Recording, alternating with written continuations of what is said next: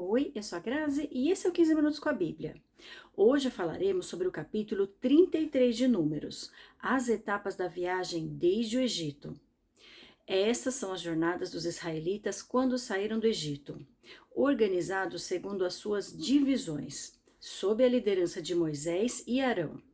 Por ordem do Senhor, Moisés registrou as etapas da jornada deles. Esta foi a jornada deles por etapas.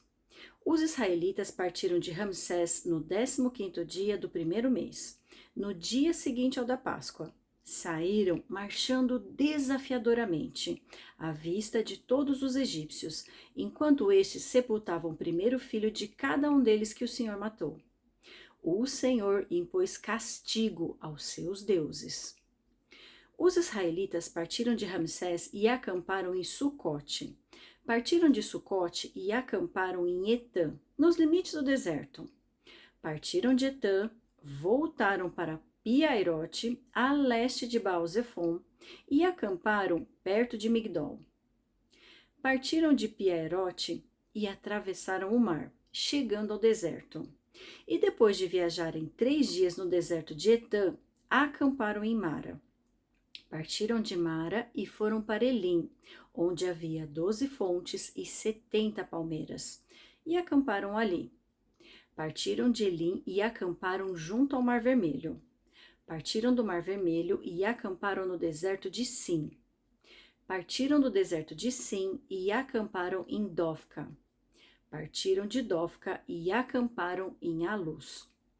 Partiram de Alus e acamparam em Refidim, onde não havia água para o povo beber. Partiram de Refidim e acamparam no deserto do Sinai.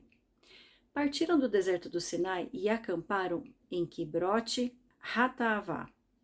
Partiram de Quibrote Hataavá e acamparam em Azerote.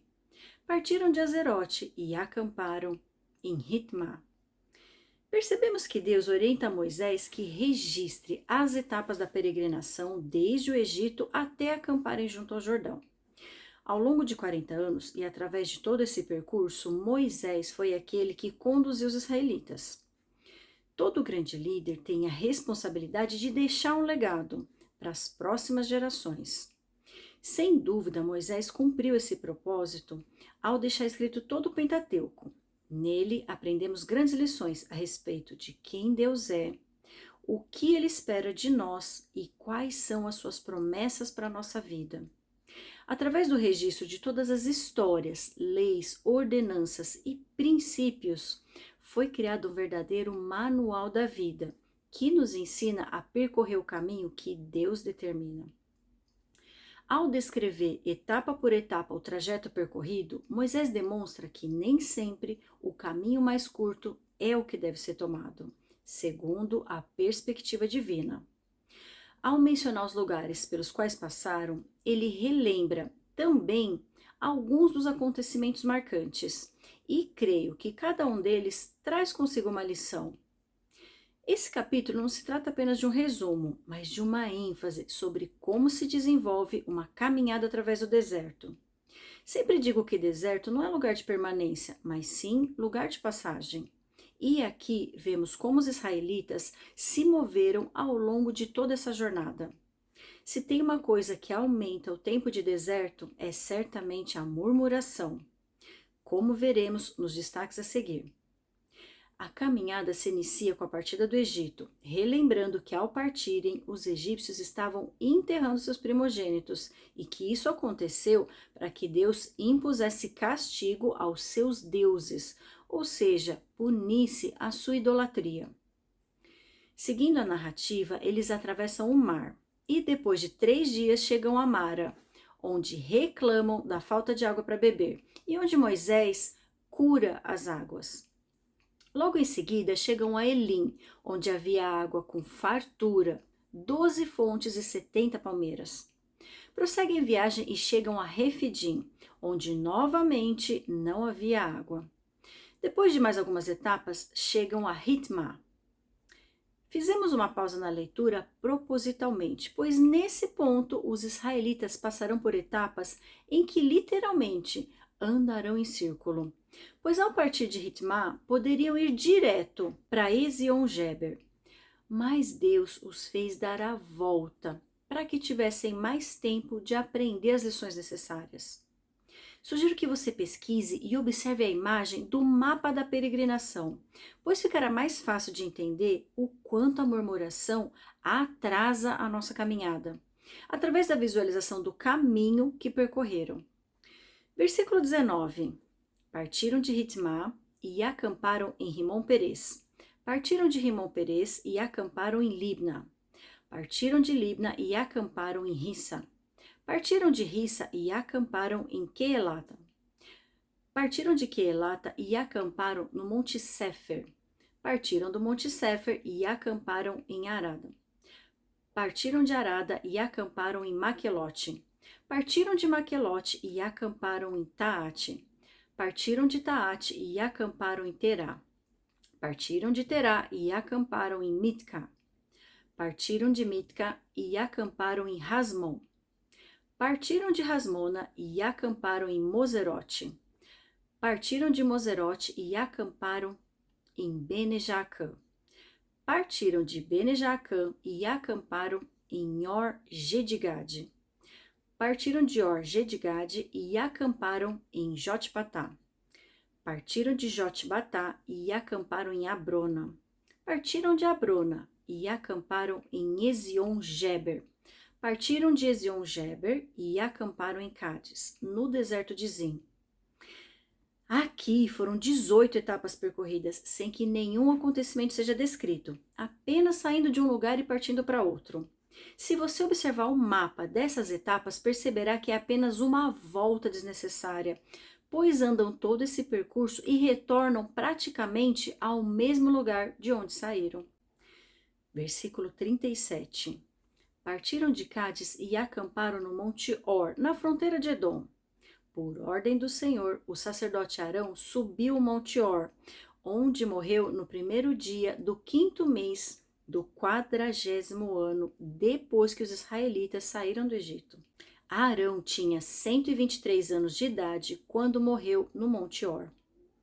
O rei cananeu de Arade, que vivia no Neguebe, na terra de Canaã, soube que os israelitas estavam chegando.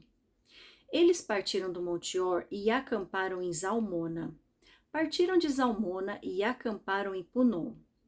Partiram de Punom e acamparam em Obote. Partiram de Obote e acamparam em Ije-Abarim, na fronteira de Moabe. Partiram de Ijim e acamparam em Dibon-Gade. Partiram de Dibon-Gade e acamparam em Almon-Diblataim. Partiram de Almon-Diblataim e acamparam nos montes de Abarim, defronte de Nebo. Partiram dos montes de Abarim e acamparam nas campinas de Moabe, junto ao Jordão, frente a Jericó. Nas campinas de Moabe, eles acamparam junto ao Jordão, desde Bet-Gesimote até Abel-Sitim. Aqui vemos o destaque da morte de Arão no Monte Or, no 5º mês do 40º ano após a partida do Egito. Sabemos que a morte dele, antes de entrar na Terra Prometida, foi devida a um ato de desobediência, a uma ordem expressa de Deus. Os israelitas demoraram mais de 40 anos para percorrer o seu deserto. Ao longo de todo o estudo até aqui, acompanhamos desde o livro de Êxodo qual foi a conduta do povo e como se relacionaram com o seu Deus. Creio que tivemos a oportunidade de aprender importantes lições com todas essas histórias. Como devemos e como não devemos agir durante o nosso tempo de deserto. Aprendemos, inclusive, que algumas atitudes podem até nos impedir de receber a nossa promessa. Versículo 50. As normas para a ocupação e distribuição de Canaã.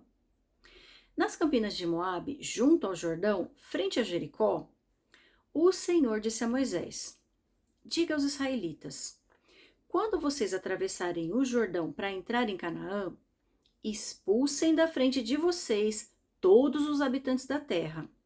Destruam todas as imagens esculpidas e todos os ídolos fundidos, e derrubem todos os altares idólatras deles. Apoderem-se da terra e instalem-se nela, pois eu lhes dei a terra para que dela tomem posse. Distribuam a terra por sorteio, de acordo com os seus clãs. Aos clãs maiores vocês darão uma herança maior, e aos menores uma herança menor. Cada clã receberá a terra que lhe cair por sorte. Distribuam-na entre as tribos dos seus antepassados. Se, contudo, vocês não expulsarem os habitantes da terra, aqueles que vocês permitirem ficar se tornarão farpas em seus olhos e espinhos em suas costas. Eles lhes causarão problemas na terra em que vocês irão morar. Então farei a vocês o mesmo que planejo fazer a eles.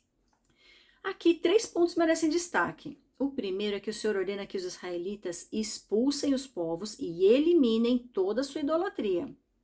A segunda orientação é que distribua a terra por sorteio e de acordo com o tamanho do clã. Por fim, instrui quanto à consequência da desobediência, ou seja, se eles não destruírem os povos das terras conquistadas, estes se tornarão como farpas em seus olhos e espinhos em sua carne, atraindo para si a mesma maldição que Deus planejou para os povos idólatras. Sabe o que eu aprendo aqui? Se quisermos conquistar a nossa terra prometida, primeiro, precisamos nos afastar de pessoas e situações que nos desviem dos caminhos de Deus. Segundo, precisamos agir com justiça. E terceiro, precisamos ser obedientes aos seus preceitos, pois do contrário, atrairemos para nós o mesmo destino daqueles que não têm fé. Eu te vejo no capítulo 34.